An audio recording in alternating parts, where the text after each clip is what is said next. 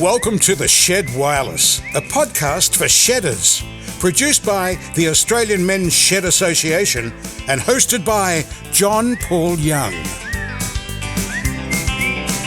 Yeah, there's something for you at the Men's Shed.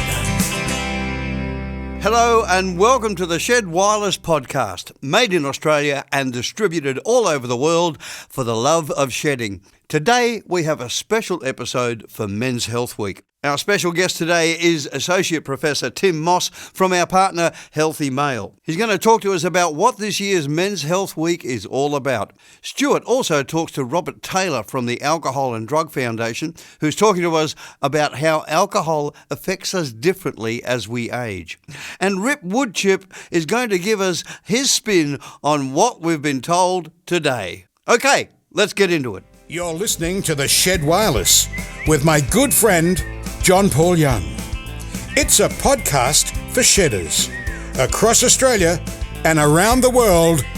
Get ready to shed. Yeah, there's something for you at the Men's Shed.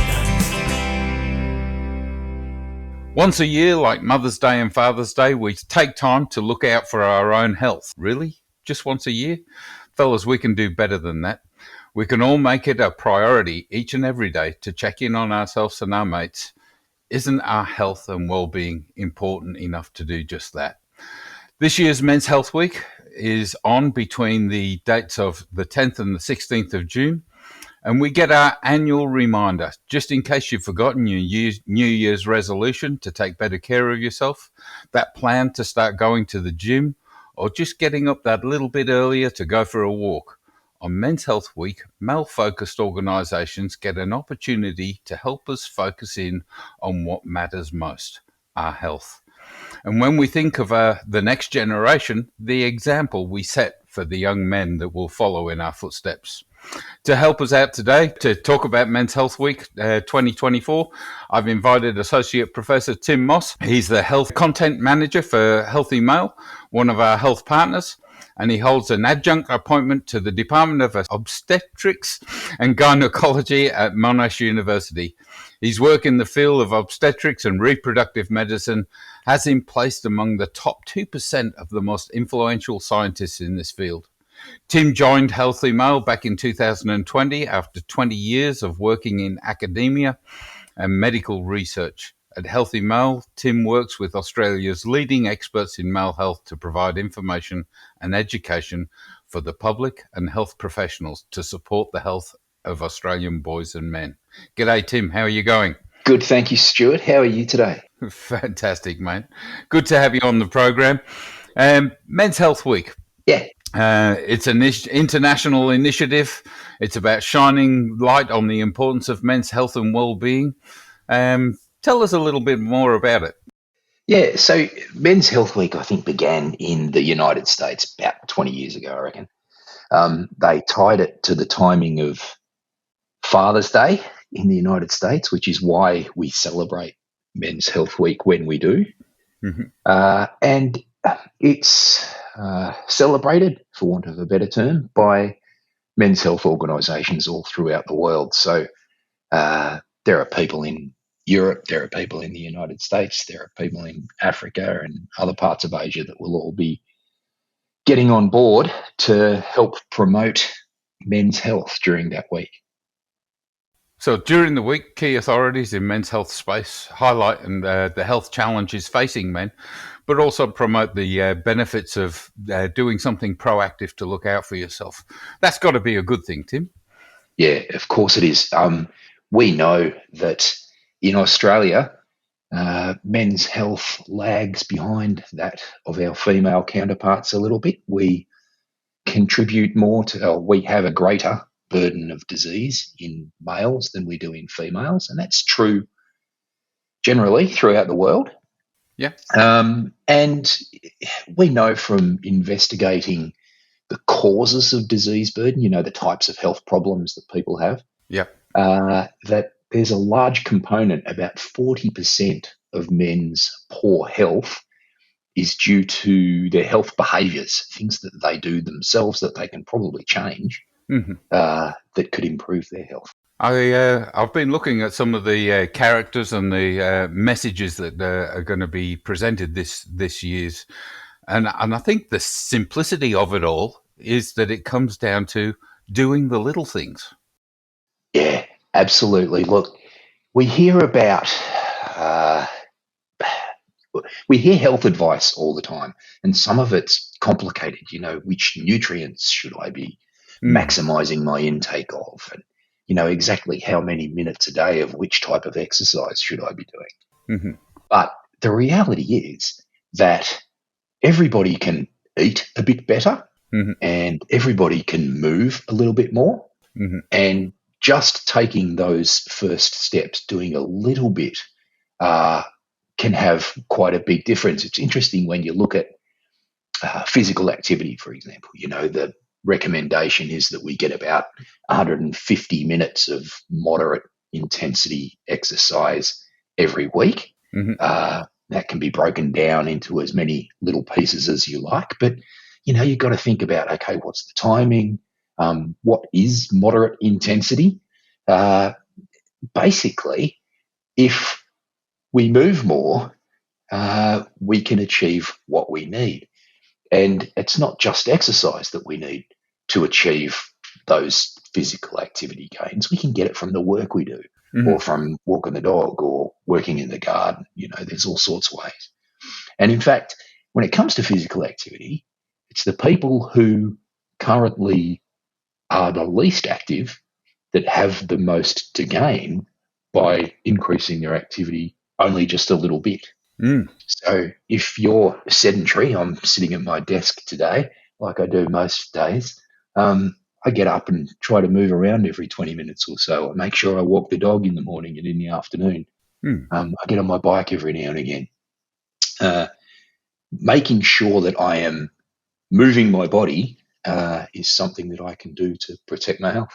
Yeah, Tim. One of the things I in my presentations that I do about men's health is suggest that when you go to the supermarket, we're always looking for that parking spot right at the front door. Whereas Yeah. if we just parked at the back of the car park where there's plenty of parking spaces, that extra walk is going to benefit us in the long run. And the simplicity of the things that you can do, i.e., if you're emptying the dishwasher, instead of piling up those plates so you can take them in one foul swoop, actually walk backwards and forwards to the cupboard with each individual plate. You're going to increase the number of steps. You increase the number of steps, you increase your heart rate, you increase the muscle exercise, and so on, and it all sort of compounds to our benefit. Yep, absolutely. About the supermarket too, Stuart. Yeah. I never use a trolley. I am burdened by the time I've finished my lap around the supermarket by string bags bulging with groceries. So you're weightlifting hey, at the same time. yeah, it's a little workout. Nice. I like the idea. Tim, the approach for Men's Health Week this year is a holistic approach. And it's looking at 6 key health areas or foundations, we might say. And we've given them a caption of good health heroes. But tell us a bit more about the 6 key foundational elements of this year's Yeah, Men's Health Week. yeah, sure. So what we did is we looked at, like I said, where the health burden is in men, and how men and boys, I should say, can change their behaviours, and built the campaign around that. So physical activity is the first of those topics that we've focused on. We've talked a little bit about that. Yep. Diet is another very important contributor to men's health and well-being. So I prefer to use the term nutrition, because diet means, you die if you eat it. It's something I've always fallen back to. So let's talk about nutrition, Tim. yeah, let's talk about nutrition. Stuart, one of the major contributors to poor health in men is poor diet. There is a greater contribution to disease from poor diet in men than there is from a lack of activity. So that means that en masse, if we eat better, it's going to be better for us than if we moved more. And we all eat too much meat. We don't eat enough fresh fruit and vegetables, and we tend to drink things that aren't particularly healthy for us as well. So, But there's very simple. there's a lot of information out there, Tim. There's this diet, that diet, the other diet, and there's influencers that say you should do this and you should do that. It all gets so confusing and so overwhelming sometimes that you just go, shit, if I like the look of it, I'm going to eat it. Yeah. So, maybe we get a bit lazy, but we're also overwhelmed with a whole heap of information that may not be evidenced and may not be practical for us to do. Yep. I think a lot of that, Stuart, makes it more complicated than it needs to be. And even the Australian government's healthy eating guidelines are confusing if you have a look at those.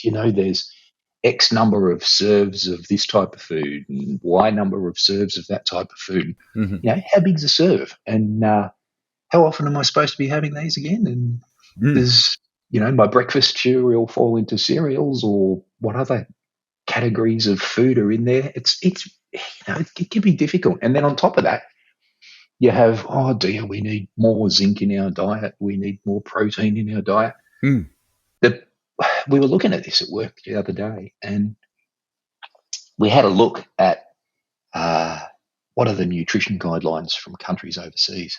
And the Italian ones and where else were we looking? I think the Spanish ones, French ones. They say eat more fruit and vegetables, eat less red meat, eat more fish, and drink water. It's pretty simple. Yeah. And, really, that's what the objective of the Australian dietary guidelines is, but it just doesn't present them that clearly. And we can, we can easily present them that clearly. And, God, once you know that you've got to eat more fruit and vegetables, you've got to eat less red meat, you should drink water. Yeah. It becomes pretty easy to follow the rules. It's not rocket science. No, it's not. We hear a lot recently about ultra-processed foods.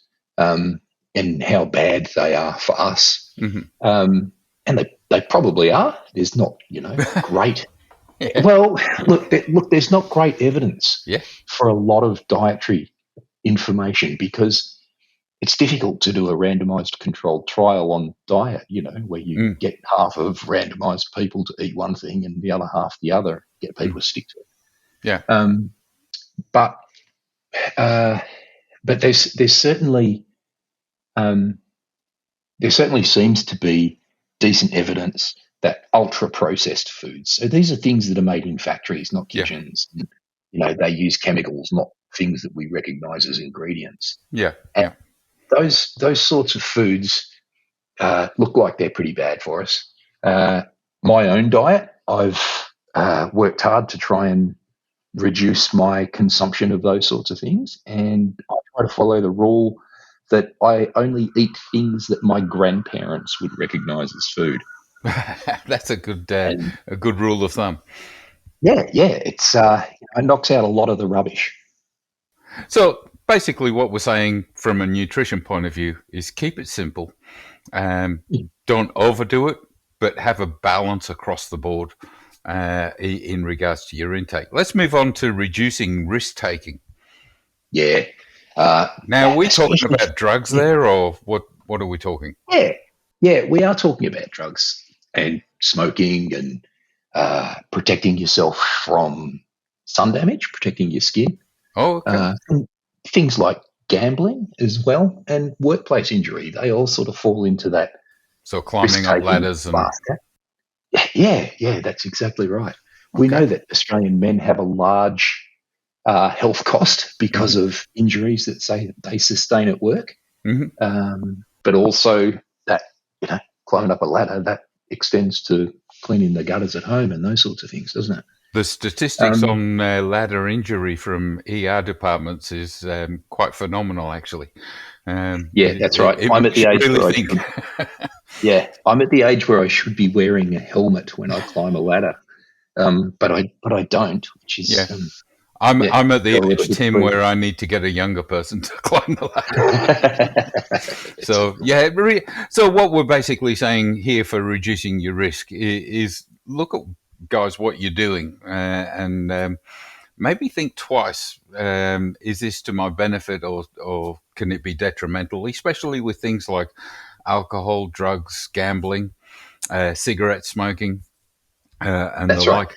You know, Yeah, if you can limit or reduce, like if you're a person that likes a tipple every now and again, can't really kick the cigarettes. What about reducing the nicotine content? What about having a look at patches, alternatives to smoking the actual nicotine and getting the chemicals into your lungs? So maybe reducing your risk in that way. Is that what we're saying? yeah, that's right. Just taking a look at, uh, stepping back perhaps before you do something and making sure that you're doing it Hmm. as safely as you can, as carefully as you can. We know, Stuart, that men generally tend to have a fairly high tolerance of risk. We'll look at a situation and we'll go, oh yeah, she'll be right.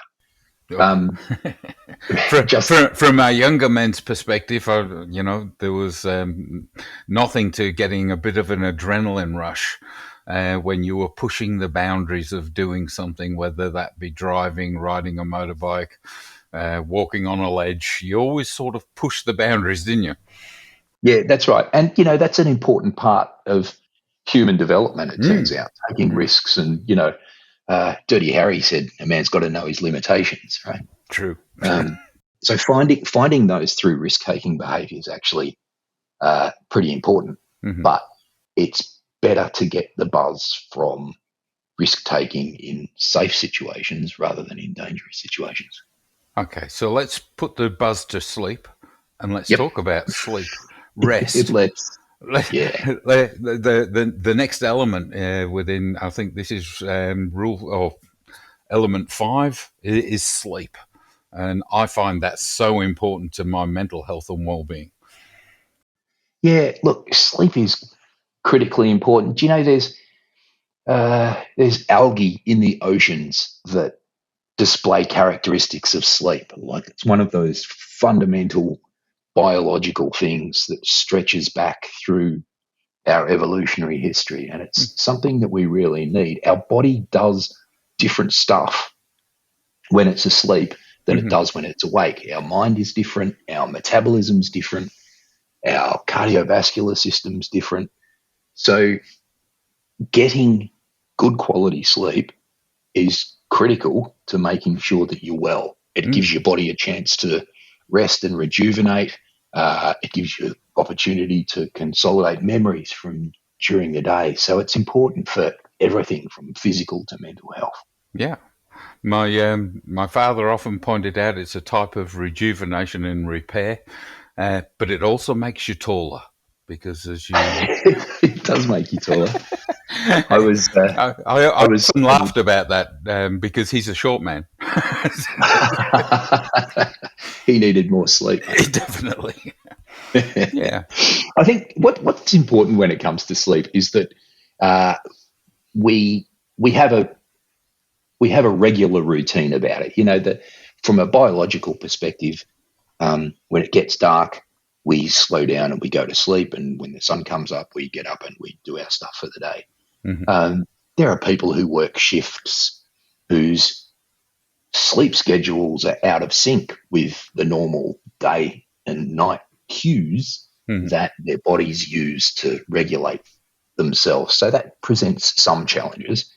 But, having a regular routine before you go to bed, having a regular bedtime and a regular wake up time, that's the best way to get the best quality sleep. And Bit of a worry for those alcohol. shift workers, though. It is. It's challenging. We know that people who work shift work tend to have worse health outcomes than people who work your general 9 to 5. Yeah. But there are ways of managing that safely, and I'd be hoping that those industries that rely heavily on shift workers would be looking after those people. Yeah, absolutely.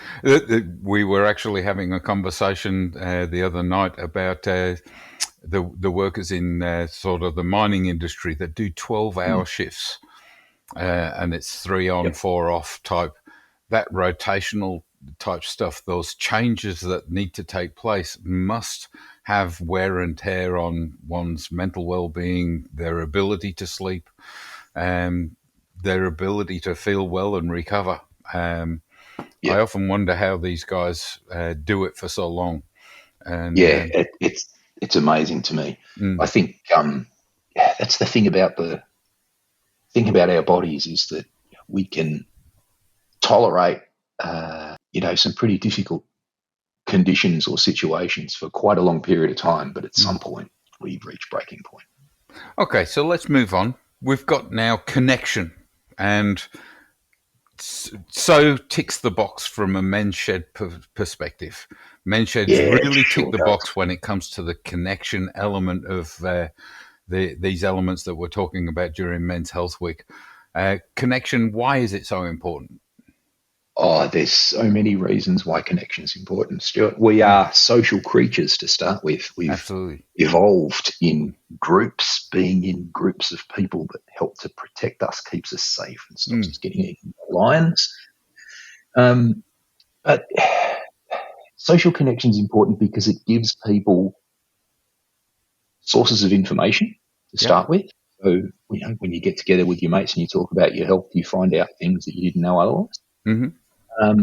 It also provides support when you need it, and that support might be just general pat on the back, or it might be someone to give you a lift to the doctors.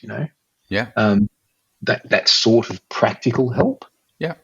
is very important when it comes to looking after our health. Encouraging healthy behaviours rather than unhealthy behaviours. Yeah. All of those sorts of things come from strong social groups. And we know that people who have smaller social groups, social Yeah. networks, tend to have poorer health than people who have larger social networks. But it all depends on how satisfied you are and whether those sort of emotional and social needs that we have are getting fulfilled by the people who we have in our group. So, you might have a group of 3 or 4 really good mates, and that's enough for you. Whereas some people, need. My son's like this. He knows everybody, Yeah. and a big connected group of people is important to others. So that's one of the ways that connection is important. But we're also trying to encourage blokes to form a connection with a GP. We have this sort of transactional sort of nature to our use of health services now, where some blokes will even do it all online. Right. Having a relationship with a GP who probably lives near you, who you can see regularly, who knows you, who might know your family and friends, those sorts of relationships where you build trust and a rapport over time, they're really important for good health as well. So within connection, we're looking at social connection, connection with the GP as well. I think the other thing to think about in regards to going to the GP, invariably we don't go to the GP unless we're sick or injured. This annual health check, this once over, let's, put me over the pit stock and tell me, is there something that I should be concerned about, something I should be focusing on? And having that general conversation with the doctor could actually be a real preventative to future ailments that might befall us. We might get in there before the wheels fall off the wagon, so to speak. Yeah, that's right. Look, Absolutely. we know that, like we were saying before, men have a higher tolerance of risk. Men tend to tolerate their symptoms when they're unwell for a while before they seek help. And you're right in that there are a bunch of people who sort of avoid that preventive healthcare stuff. Absolutely. But it is definitely really important. So, Um, Tim, yeah, the last element is education, and I think yeah, education speaks for itself. I think it's as simple as, guys, you've got to be informed about yeah, what is good for you and what is bad, and then you guys have yeah, got to make the decision. I think that's it's right. as simple as that. Would I be right?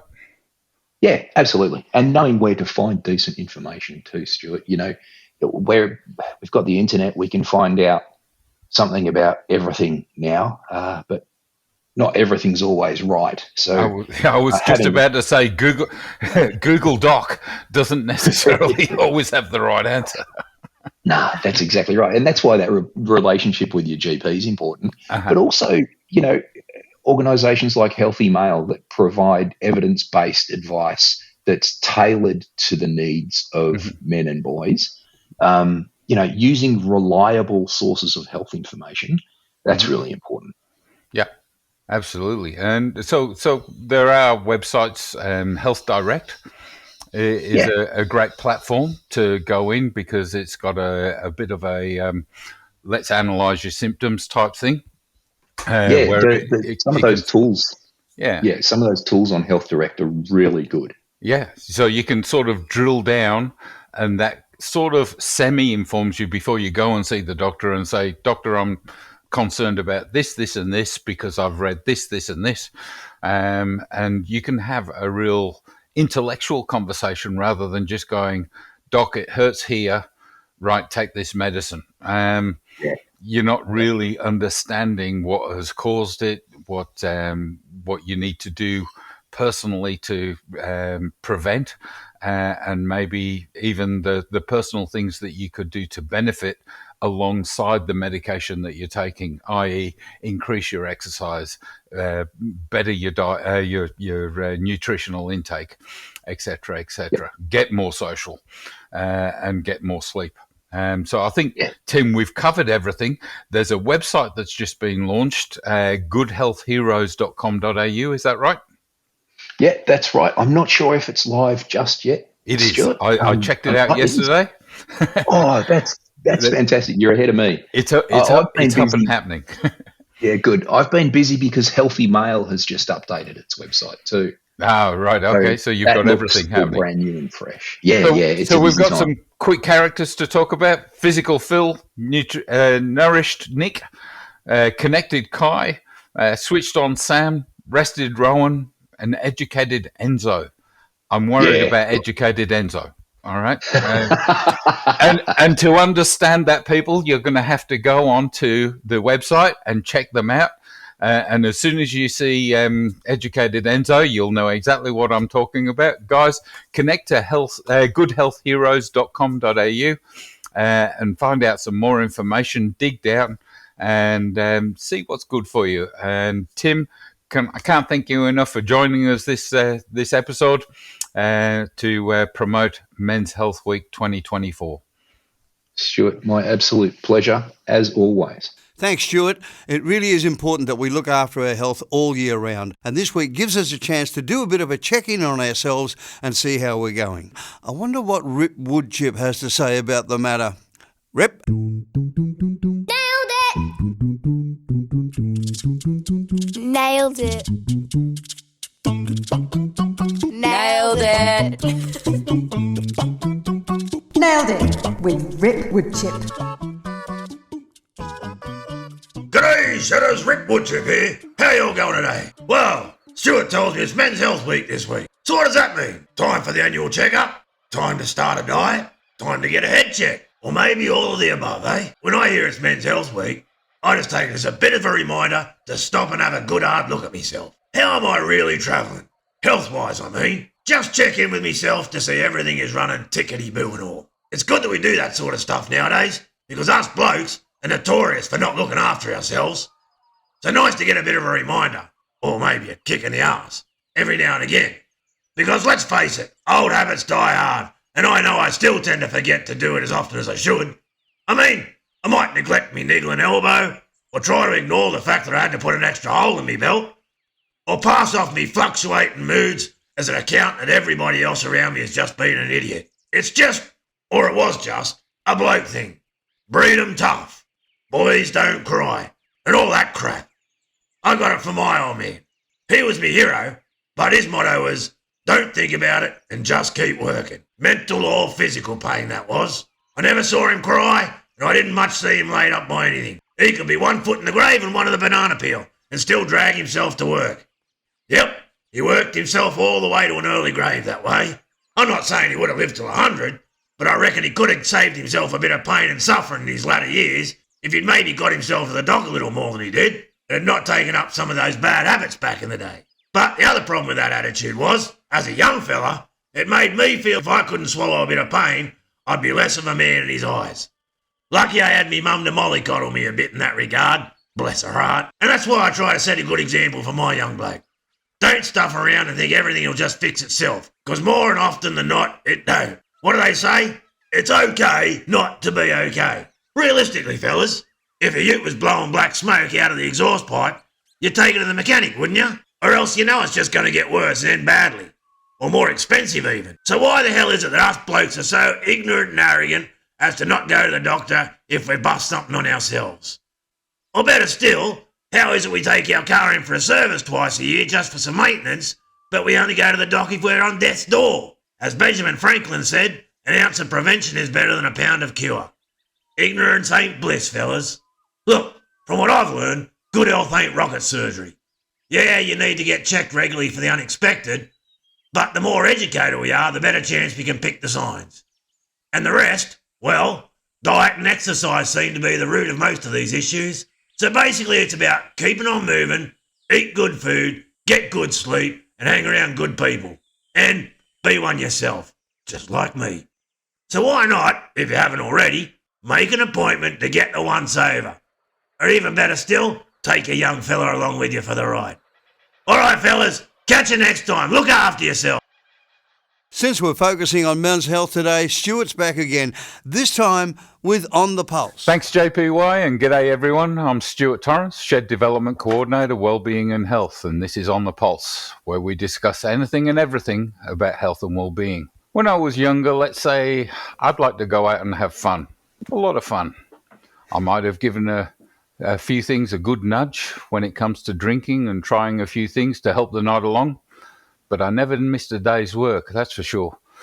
A few weeks back, we went out on a Friday night, and I just couldn't get out of bed the next day. I don't seem to be able to keep up the same pace anymore. Lots of things change as we get older, but they're not all bad. If only I knew then what I know now, if you know what I mean. Today we're going to talk about drugs and alcohol, both legal and not so legal. And to do that, my special guest is Robert Taylor, the Alcohol and Drug Foundation's Manager of Policy and Engagement. He's a researcher, educator, and passionate advocate working towards preventing and reducing alcohol and other drug-related harms. He previously worked directly with the clients in the mental health and alcohol field, and now helps lead the Drug and Alcohol Foundation's important advocacy work. Welcome on the Pulse, Robert. Thank you, Stuart. It's great to be here. Looking forward to this conversation. Fantastic, mate. We're basically going straight to your guys' website and going through the alcohol and aging platform, and we're just going to hold a discussion about each of the different things: the alcohol, the drugs, both pharmaceutical, legal and illicit, as they say. But let's start with the alcohol. Australia's drinking habits are changing, so it says. Around 60% of adult population drinks some type of alcohol each month. That's down from 73% in 2006. Now, that's got to be a good thing, Robert, hasn't it? Yeah, look, on the whole, we do see some changes in the way that people are drinking. If you look at the data over time, we see that generally young people are drinking less, they're drinking later. We're seeing more young people particularly choosing not to drink.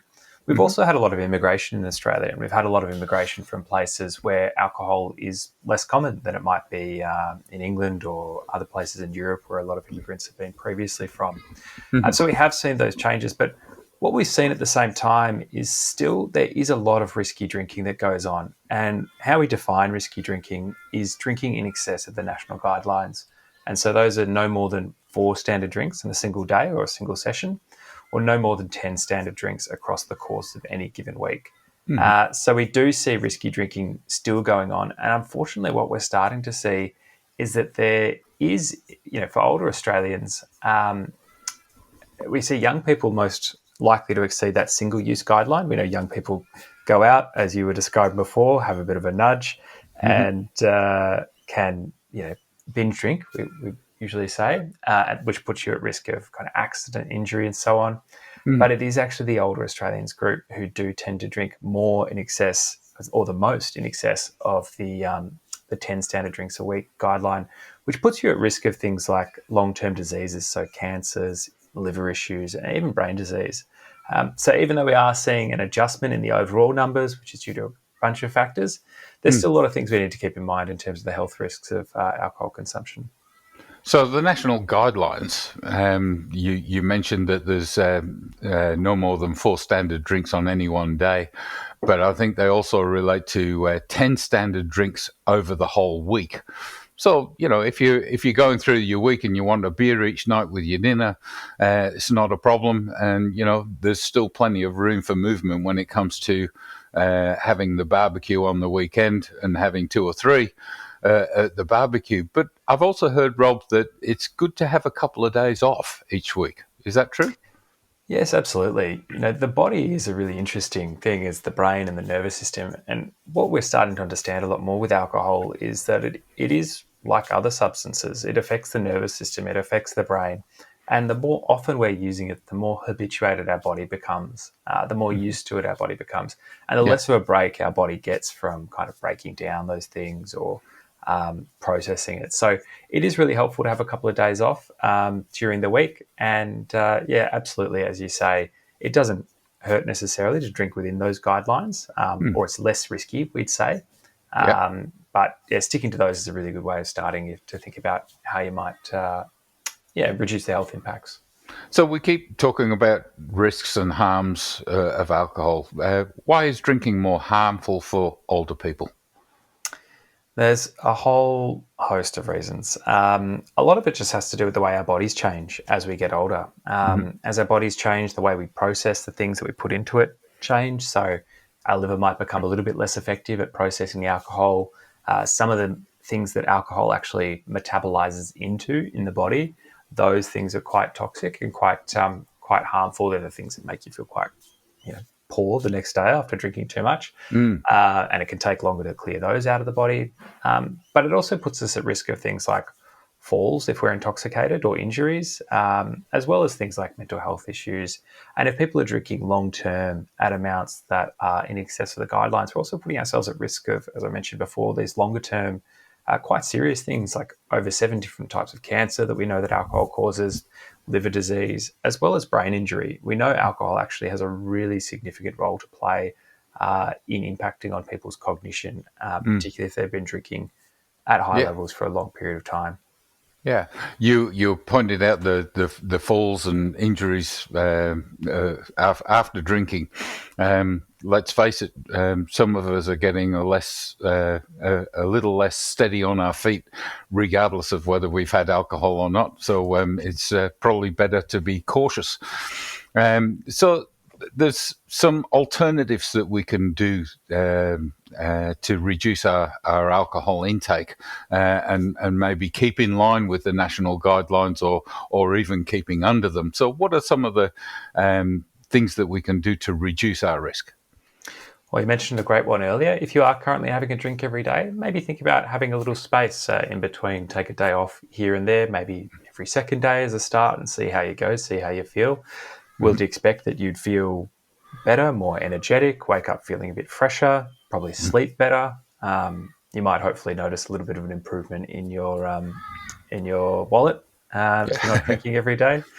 There's a whole range of things that you're going to get out of it. It's about keeping busy. It's about having things that are meaningful to you, getting out in the community, being engaged, keeping your social life up, keeping active physically, all the things that we'd say to anybody, regardless of their age, around staying healthy and not allowing alcohol or any other substance to be the kind of driver Yeah. in your life.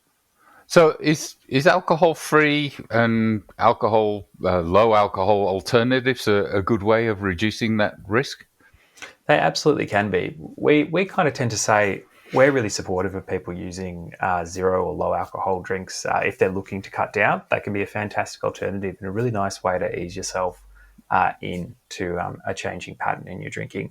We'd probably say, though, the only thing that worries us a little bit sometimes is that, if you're starting to drink those zero or low alcohol drinks in situations where you wouldn't otherwise be drinking, whether that's behind the wheel of a car or during the day, all day, we'd probably be a little bit worried about that. That's starting to normalize a little bit, a lot more alcohol consumption and could lead to a potential risk down the road. Well, they're starting to get tastier and more on point with their flavorings these days. They actually do taste like the real thing. So I see what you're saying there. It could normalize it from what your body expectations are. So therefore, you say, well, this beer tastes nice, but you've all of a sudden switched from a non-alcoholic one to an alcoholic one, and your body doesn't relate accordingly. Yep, absolutely. All right. The other thing that I suppose concerns people as they age is the medication that they might be taking as they get older, and especially when they're having alcohol intake. On top of that, I suppose it's always good to go and talk to your doctor, read the labels on the products that you're taking in regards to how they are affected by alcohol. And that's something to keep an eye on. Absolutely. This is a really big issue. And we'll probably talk a little bit more about, some general concerns around medications and pharmaceutical products a little bit later. But in terms of the alcohol, we know that medications, as people get older, we tend to take more medications. I think there's evidence showing that almost half of people over 70 are on 5 or so medications a day. Look, that's just a normal part of aging. But we do know that a lot of medications can have effects on the brain and the body. They can impact the way we walk, the way we think, feel, and the way that they interact with one another is also quite complicated. So we just always recommend chatting to your GP to try and really understand what it is that you're going to be taking, any potential interactions. And really, if you are taking something, particularly if it's new, particularly if there's a new interaction between different medications, then you are being very gentle in terms of the alcohol and just checking in with yourself and thinking, how am I feeling? Should I maybe slow down here? Do I need to stop? Maybe I need to cut back and maybe even go back to my doctor and have a bit of a chat. Yeah. Absolutely. So let's dig right in. Pharmaceutical drug use is an interesting thing with regards to older Australians. Australian Men's Health Association developed some material regarding opioid uses, but it's so much more than that. When I was working with dementia clients, the level and mixed medications that counterindicated quite often and things that they were taking were sometimes very concerning. Around 80% of Australians over the age of 65 have one or more chronic health conditions, and many of these conditions are treated with multiple medications. Rob, tell us more about these issues. Well, as we've just touched on, medications become more common as we're aging, and they often become more complex too, and the interactions between them can become more complex. As we discussed with alcohol, the way your body responds to medications will also change over time, and you may become more sensitive to them, and the effects on your body may change. So you may experience things that do affect, as we said, your thinking, your feeling, your body, and the interactions between the medications can amplify those effects. So it's really important that people are are informed, are talking to their doctors, and are having a good sense of what it is they're taking, and being aware of any potential risks, whether that's risks of falls, potential health risks, as well as you mentioned, the risk of potential, in some cases, actual dependence or some people say addiction. We talk about physical dependence on a particular pharmaceutical product. You mentioned opioids, so painkiller medications.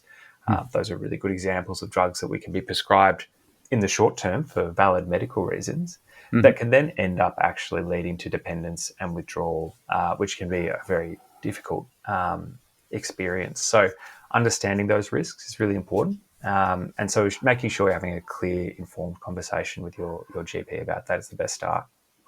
One of the statistics that it says on your website, there are around 250,000 medication-related hospital administrations in Australia each year, and thousands more emergency department visits.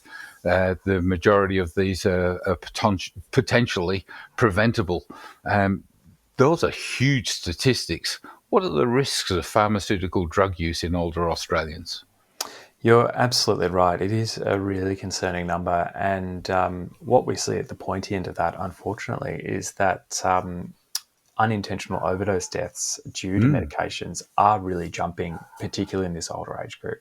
And that's a real concern for us. We know there's more medication out there. We know more people are trying to look after their health, getting out there, seeing their GPs and being proactive in that way. But medication can be complicated. And when people aren't aware of the risks, for example, if you have two pharmaceutical drugs that both might be depressants. So say an opioid, like I mentioned, or a benzodiazepine, which is sometimes used for anxiety or sleep or muscle relaxation. Those two combined put you at really heightened risk of an overdose, for example, particularly if alcohol's combined. So we'd really make sure that you're really well aware of the risks. There's also that risk of dependence.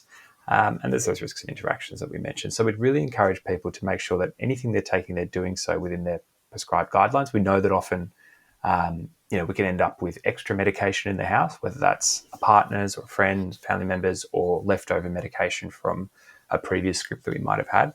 But it's important that we're taking things in the context of what's going on for us currently, so that we're having a conversation with our GP about what's going on right now, and not putting ourselves in that potentially risky situation. I often refer back to my GP, and he always tells me, take this medication I've prescribed right through until the end. And I know I'm guilty of going, I'm all right now. I don't need to take the rest of these. So they end up back in the cupboard and they sit there for maybe a couple of years, and then all of a sudden I get the same condition. I go, I can go back to that other medication. I'm guilty of doing that, Rob, and it's not a good thing to have. But whilst we're talking about the use of medications and we're talking about alcohol usage and so on, and people are going, maybe sitting back saying, you're telling the same old story. Let me really bring it home to all the fellas out there. These things can cause sexual dysfunction. Now, if there's ever a reason to sort of really think about what you're taking, ensuring that you can perform is something got to be high on the list. Okay, humour aside, let's talk about the illicit drug usage in old people. Going back to what was the big rock concert? What am I thinking? What's the rock concert I'm thinking about? Back to Woodstock or Woodstock? There you go. Free love, plenty of drugs, anything from LSD to marijuana and everything in between. Illicit drug use in older people. I think they left that behind back in the old days, didn't they?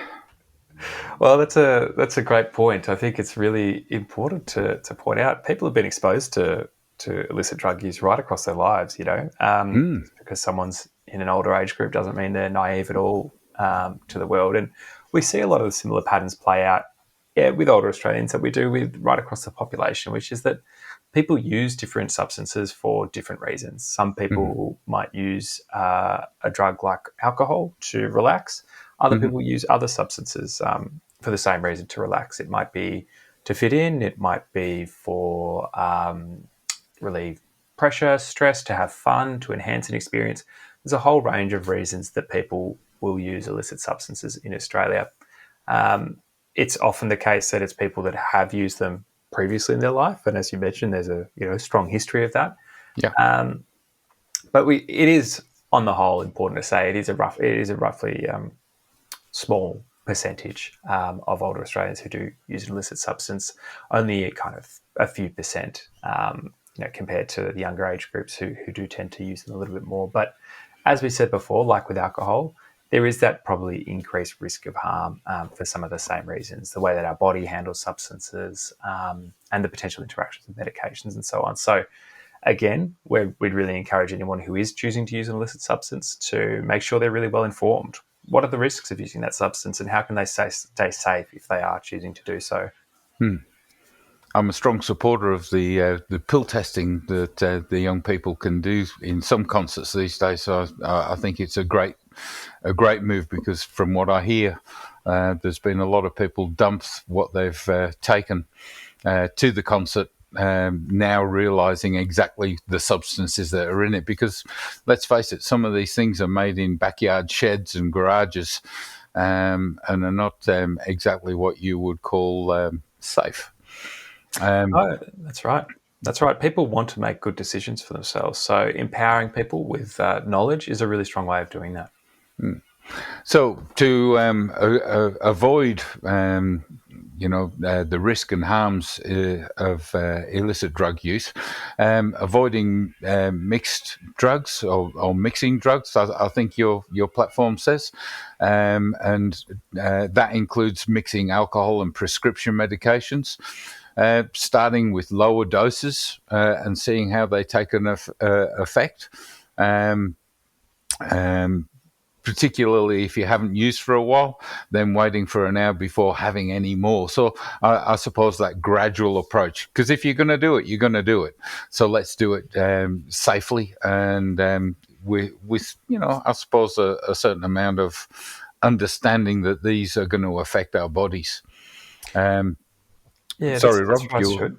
I was just going to say, look, we know that any illicit drug use has an element of risk to it, as does our use of alcohol. So any substance use has a risk. So we can, as I said before, we can empower ourselves with knowledge. We can make certain decisions to try and make sure that we're safe, and that's things like, as you said, not mixing with other substances, starting low, going slow if we are choosing to do it.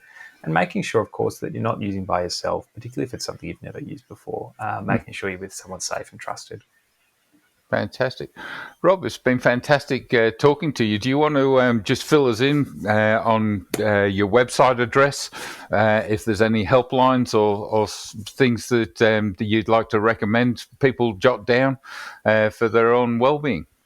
Thank you, Stuart. It's been great chatting. If they'd like to hear more, you can go to the Alcohol and Drug Foundation website. It's adf.org.au. I'd really encourage you to. It's a really great resource. We put a lot of time into making sure we've got information that's accessible, that's meaningful, and hopefully easy to understand on the website, right across alcohol and other drugs. So there's a lot of information there.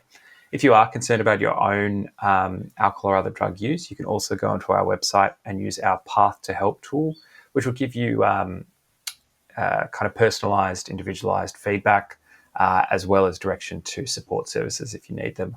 Or you can always call 1-800-250-015, which is the National Alcohol and Other Drug Hotline, which is 1-800-250-015, which is free and confidential. Thanks again, Stuart. Rob, absolutely fantastic talking to you, and I know we've only whizzed through the information, and there's far more information on their website, so please, I advocate for everyone to go and have a look and empower yourself with knowledge. Rob, once again, thank you very much for joining me today. JPY, back to you. Don't forget Men's Line Australian Services, free professional telephone counselling, mental health and addiction and wellbeing. That's on 1300 78 9978, 1300 78 9978. Or help is always available with Lifeline Australia 131114. That's Lifeline 131114. That's a wrap for today's episode. Drop me an email to theshedwireless@menshed.net. Remember to share the podcast with your shedding mates, give them a hand to follow along on Spotify, or send them to www.menshed.org/theshedwireless, where they can now just click on the YouTube link. Until next time, folks, for the love of shedding.